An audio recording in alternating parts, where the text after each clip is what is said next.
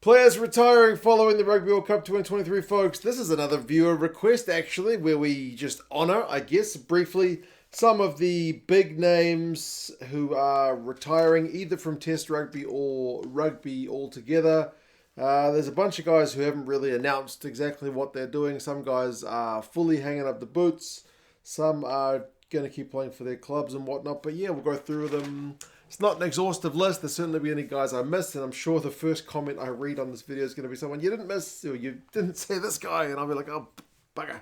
So if I've missed anyone, do leave them down in the comments. But yeah, some of the big guys retiring. It's always a weird one after a World Cup. It's just gonna be so strange not seeing a bunch of these guys in action. Firstly, the guy who's been getting a lot of grief, Wayne Barnes, ref. Is he the most experienced international ref in rugby history? He's calling it quits, 44 years old. A lot of New Zealand fans giving him a lot of grief recently, but honestly, he did a pretty good job for the most part in his career. The fact that we didn't really talk much about him after 2007 drama here in New Zealand, we kind of got over that, I think speaks to the fact that he wasn't mucking things up too much, because if he was, he wouldn't have refed as long as he did. So Wayne Barnes doesn't deserve the abuse he's been getting. It's a tough job being a ref. He's decided to call it quits. Dwayne Vermeulen from South Africa, 37 years old, double World Cup winner, played for the Cheetahs, the Stormers, Toulon, Japan, the Bulls, Ulster. Proper journeyman in terms of his club career. Did he win any major trophies with his clubs? Don't actually know. But he won 2 World Cups, so that's pretty good. As far as I'm aware, he's hanging up the boots properly and potentially looking at going into coaching. Sam Whitelock, another double World Cup winner from New Zealand, 35 years old, most capped All Black of all time.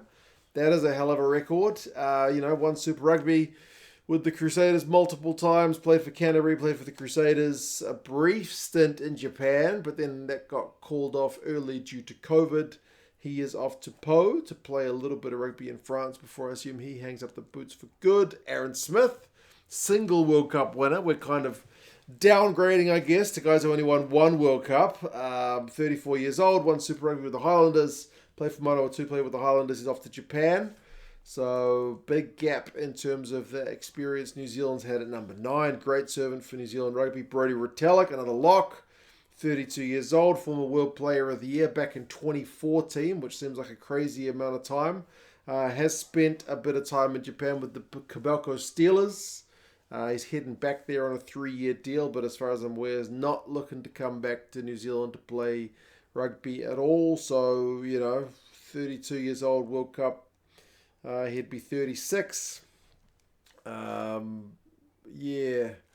3-year deal, so he's pretty much going to see out his career in Japan. Played with the Chiefs, won Super Rugby with them, played for Hawke's Bay, 2015 Rugby World Cup winner as well. Charlie Faumuina, maybe one that's not getting mentioned in a lot of these articles about retiring players, 36 years old, spent, I think in the end, played more times for Toulouse than he played for the Blues, but spent his career between France and New Zealand, represented the All Blacks, 2015 Rugby World Cup winner, finished off his international career with Samoa.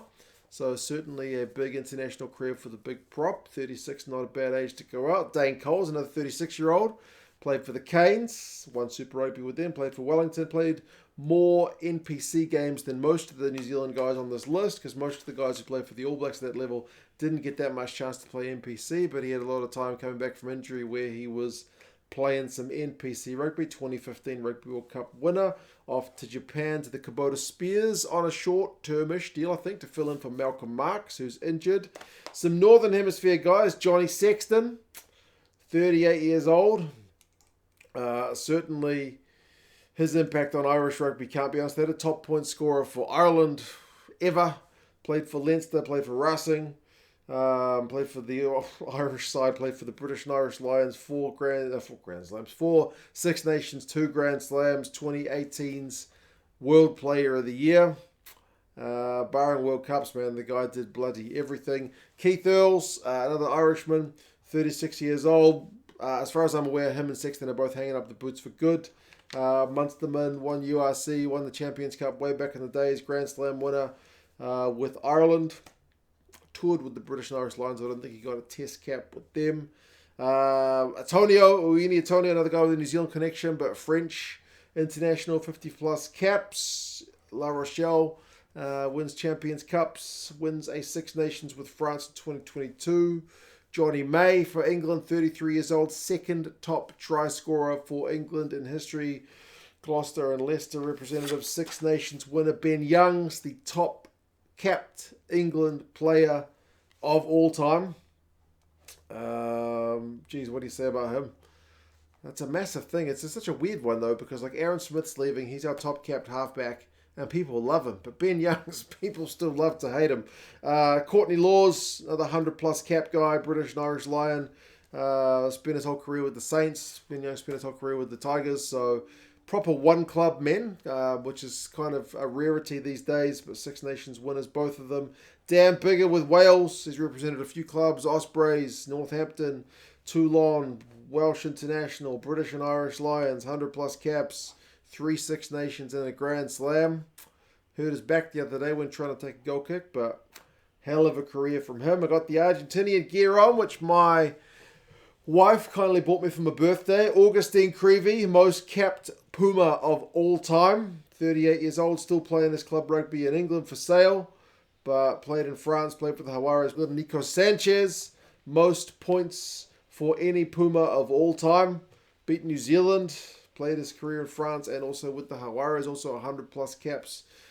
Some big bloody names. Lee Halfpenny, he's coming down here to New Zealand to play some Super Rugby, but his Welsh career is done.